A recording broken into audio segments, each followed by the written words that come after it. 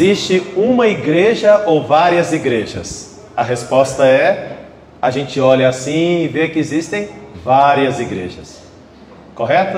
A primeira pergunta, a primeira resposta que a gente tem que dar é que sim, existem várias igrejas, porque de fato existe a paróquia São Pedro e São Paulo, existe a paróquia São Sebastião, existe a igreja Brasil para Cristo, existe a igreja Universal do Reino de Deus, existe a igreja Presbiteriana Central, então existem várias igrejas. Mas logicamente a pergunta não é exatamente essa, né? Não quer essa resposta. O que a gente está perguntando é se quando a gente fala igreja, existe a igreja católica como a igreja verdadeira ou realmente todas as igrejas são verdadeiras, né? Que é mais ou menos a mentalidade que existe hoje, mais ou menos assim, Deus é um só, né? Religião não salva ninguém, não é assim que a gente escuta?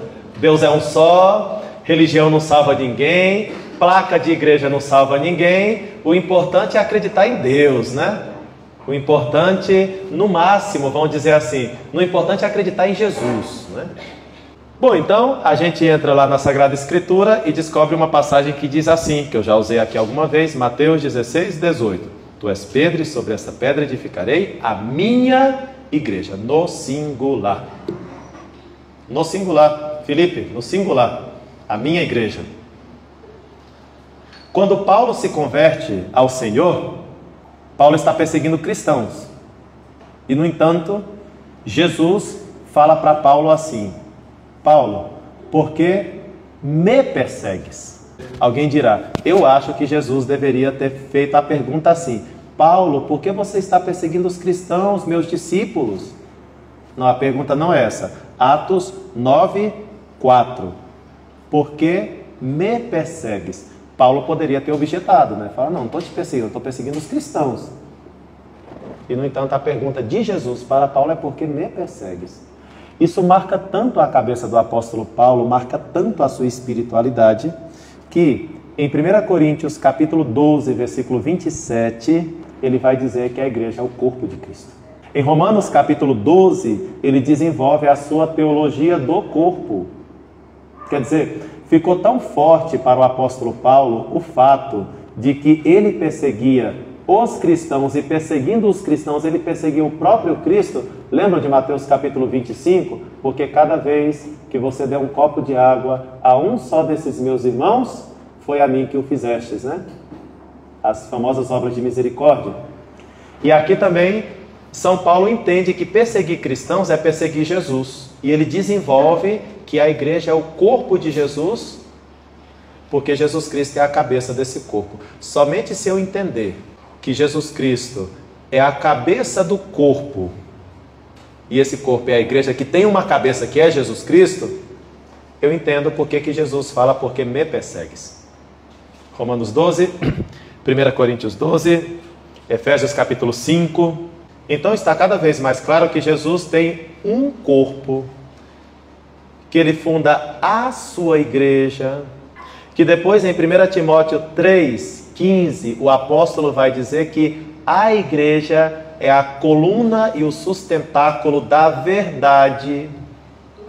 A igreja, 1 Timóteo 3,15, vai dizer que a igreja guarda o depósito da fé de maneira inalterável, 2 Timóteo 1,13, que a igreja foi constituída o corpo de Cristo por meio do Evangelho, Efésios 3,6, que a igreja é santa, Efésios 5,26, que ainda que na igreja haja pecadores, 1 Coríntios 5,12, ela é santa, Efésios 5,26, vai dizer que a igreja nasce do batismo e que existe um só batismo, uma só fé, um só Senhor, que ela reúne um só povo, Gálatas 3,28.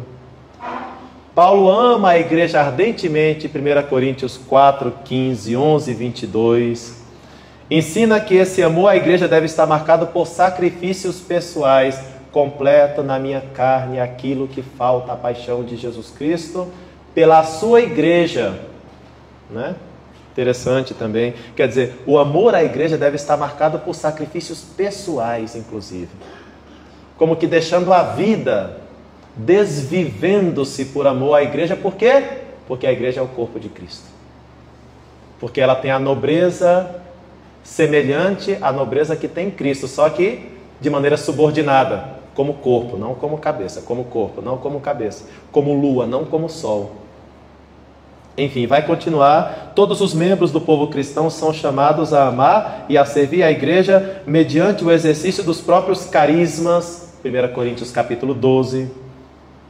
Até que a igreja ela é tão importante que ela há de ser um dia a Jerusalém celeste, Apocalipse capítulo 21. A igreja na pátria, a igreja no céu, é a realidade perfeitíssima que se expressa na realidade da terra, na igreja da terra. Assim como Deus mandou Moisés construir um santuário na terra, semelhante àquilo que ele tinha visto naquela sua visão maravilhosa lá do Monte Sinai, de maneira semelhante, a igreja é imagem na terra da Jerusalém celeste, que é a nossa mãe do céu, a pátria.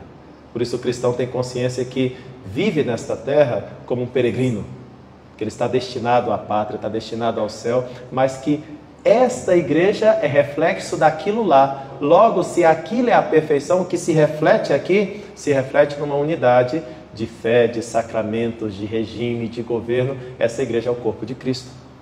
É a comunhão.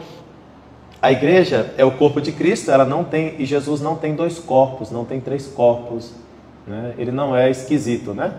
Imagina uma cabeça, Jesus, e um montão de corpos assim, né? Um montão de placas, né? Não pode ser, não pode ser.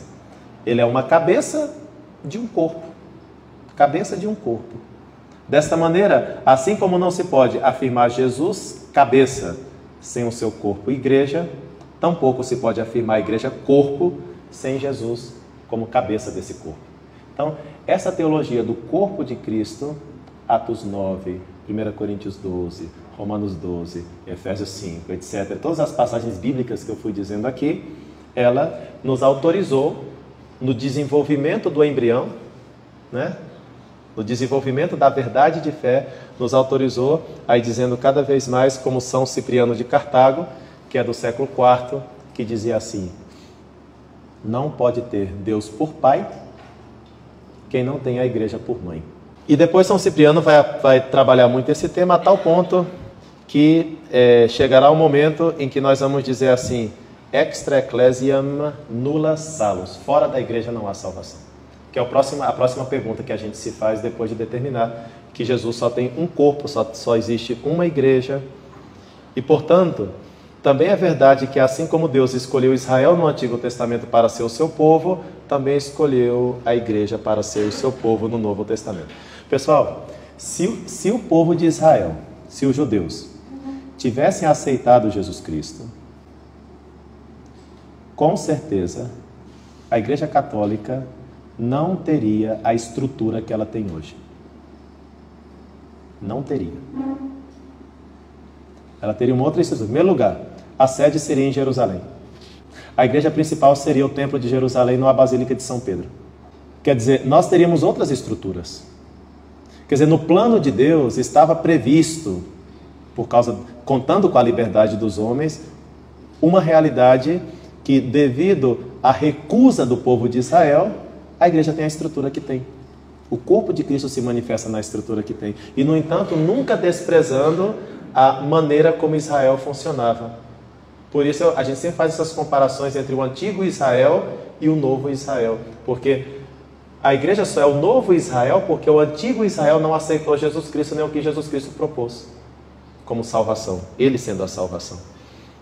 Mais ainda, assim como havia um único templo em Jerusalém, no qual se oferecia o sacrifício, assim existe um único templo do Espírito Santo, a igreja na qual se oferece o santo e divino sacrifício do Novo Testamento. Então, olha só que interessante, a igreja é povo de Deus, a igreja é corpo de Cristo, a igreja é templo do Espírito Santo. É povo de Deus porque, assim como Deus tinha um povo no Antigo Testamento, Deus tem um novo povo no Novo Testamento. Assim como Deus tinha um templo, assim também o Espírito Santo habita esse templo. Quer dizer, a nossa maneira de pensar está vendo toda a Escritura, sempre, né? o Antigo e o Novo Testamento, porque nós nunca caímos naquela armadilha de Marcião. Marcião foi um senhor do século III que dizia que nós deveríamos abandonar o Antigo Testamento e ficar só com o Novo.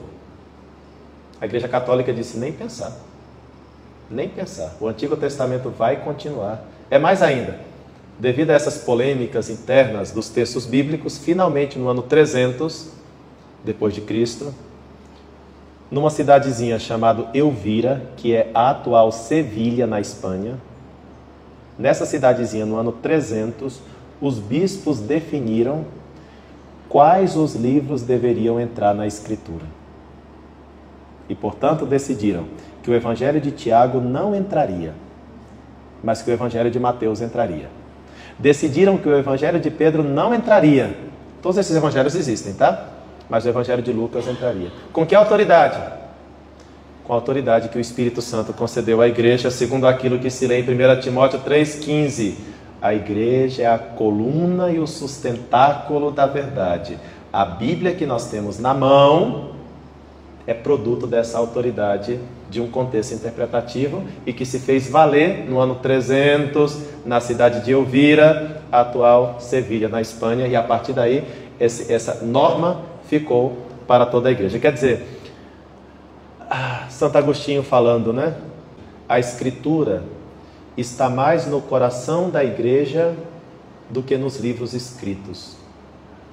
Santo Agostinho de novo: eu não acreditaria nem mesmo nos evangelhos se a autoridade da Igreja Católica não me dissesse que eu tenho que acreditar nos evangelhos. Porque de fato foi assim. Por que o evangelho de Tiago não entrou? Por que o evangelho de Pedro não entrou? E eles existem, tá? Inclusive foi publicada uma edição muito bonita, não sei qual foi a editora, há pouco tempo, dos chamados apócrifos do Novo Testamento, né? Que está lá o evangelho de Tiago, de Pedro, o testamento dos apóstolos, não sei se é testamento de Isaías, e todos esses livros apócrifos, né? E não entraram, porque a igreja é a coluna e o sustentáculo da verdade. Quer dizer, a Igreja Católica em seu estado embrionário também o é em todos os estados e séculos. Por isso, a lógica cristã nos últimos séculos foi assim. 1054, os ortodoxos brigam com o Papa e o Papa briga com os ortodoxos. Eles não se entendem. Aí, o patriarca de Constantinopla, que se chamava Miguel Cerulário, deposita uma bula de excomunhão ao Papa, excomunga o Papa, na Basílica de Santa Sofia. O Papa está excomungado, né? Perdão, primeiro eles negociam, aí os legados pontifícios excomungam o Miguel, o Dom Miguel, o patriarca de Constantinopla. Aí o Dom Miguel fala assim: o Papa me excomunga, então eu vou excomungar o Papa. Ele excomunga o Papa. Os dois se auto-excomungam, né? Só que na mente católica é assim: olha, se você quer sair, tá bom, saiu. Nós continuamos a existir. Quer dizer, para Roma, para a igreja do ano 1054, quem se separou foram eles. Por quê? Porque vocês eram dos nossos. Você foi separado dos nossos. Então é você que tem que se justificar perante a unidade cristã e não nós que temos que justificar-nos perante você. Porque a gente entende que eles se separaram da Igreja Católica. A gente chama isso de cisma. O primeiro grande cisma foi o cisma do Oriente, que deu os ortodoxos. Mas a gente sempre entendeu assim: nós cá estamos na nossa unidade católica. Eles se separaram, logo são eles que têm que se explicar. Não somos nós que vamos nos explicar diante desse cisma. Século XVI, Lutero e companhia se separam da igreja, a mesma mentalidade. Fala: olha, nós estamos aqui há 16 séculos, temos celebrado missas há 16 séculos, atendemos confissões há 16 séculos, acreditamos em Maria há 16 séculos, a gente faz imagem há 16 séculos, portanto é você que tem que se explicar. Não sou eu que tenho que me explicar perante você. Claro, para não deixar esses nossos irmãos, essa foi a mente católica sempre. Então, e a mente católica foi assim: para não deixar esses nossos irmãos no erro da separação, a gente tentou fazer apologética, explicar as coisas, dialogar, né? Na pedagogia católica a gente é discípulo. E a gente sempre vai ser discípulo, e Jesus é mestre, e a igreja é mestra. E nós escutamos, nós aprendemos.